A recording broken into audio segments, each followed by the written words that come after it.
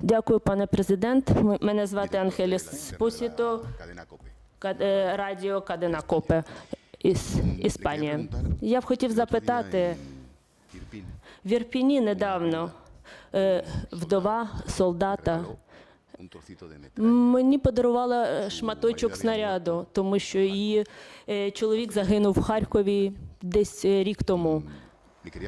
Я хотів запитати, мене дуже вразило те інтерв'ю, і я хотів спитати у вас, щоб ви сказали дуже об'єктивно, який в нас баланс серед жертв цивільних та військових, українських і російських? Дякую.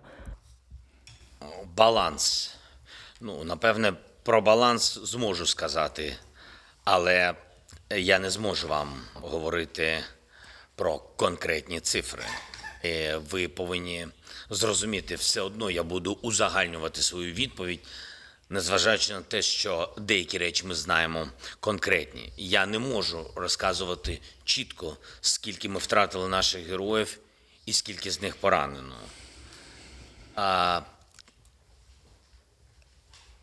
І скільки ми втратили цивільних людей, це, якщо чесно, зовсім буде брехня. Чому? Тому що ми не знаємо, скільки людей загинуло на окупованих територіях.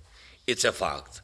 А це все ж таки 26-30% України, які в окупації. І в цілому ви не знаєте, скільки з них загинуло. Ви не знаєте, чи є правдою інформація з тих людей, хто в концентраційних таборах або в полоні. Ви не знаєте це, тому що це також якась інформація через посередників, або з соцмережах, або від Росії, від розвідок. Тобто це не чітка інформація.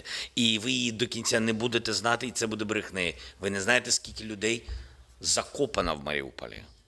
Вибачте, що я використовую такі слова, але це факт. Ми на сьогодні не знаємо, скільки людей на Донбасі, там, де зруйновані вщент містечка, села, скільки там було людей. Всюди, де Росія стоїть і де поки що вони контролюють територію, що там з людьми, я не знаю. Ми домовились не говорити речі, тому що це буде брехнею. І ми це зрозуміли чітко після деокупації якраз Київщини, Київського регіону, і Ірпінь не виключення, і Мощун, Ірпінь, Бородянка, і ви це знаєте, коли ми туди приходили, ми бачили масові поховання. Тобто ти навіть не розумієш, і досі, до сих пір, коли ми зараз, вже там є життя, є Україна, присутність нашої України, нашого прапору і людей, і навіть зараз знаходять могили. І навіть зараз ще знаходять людей в підвалах, закатованих.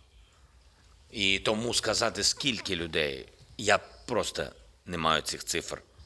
На відміну від військових, я знаю цифри. І на жаль, що ми знаємо, і тільки близькі і рідні цих людей знають, що їх діти, батьки, чоловіки або дружини, що вони загиблі або поранені. І якщо говорити про баланси між нами і Росією, вони великі, вони в рази. І так воно і є. У них набагато більше втрат. Набагато. І я вам скажу відверто, у мене є таке, я проводжу ставку Верховного Головнокомандувача, і проводжу її 2-3 рази на тиждень. І кожного разу, щоб ви розуміли наш контроль всіх процесів, кожного разу, окрім тих чи інших рішень, одне з найголовніших, скільки ми змогли зберегти життів і скільки, на жаль, у нас втрата. Втрати – це і загиблі 200, і поранені 300. Все це втрати. І я бачу цю кількість, і я бачу цей баланс. Ви говорили про баланси, різницю. Я бачу втрати ворогів і бачимо ми втрати українців. Ми бачимо конкретні, дуже конкретні цифри, і вони також в рази. в рази у росіян більше. Ну, поки що конкретні цифри я вам не маю права просто говорити.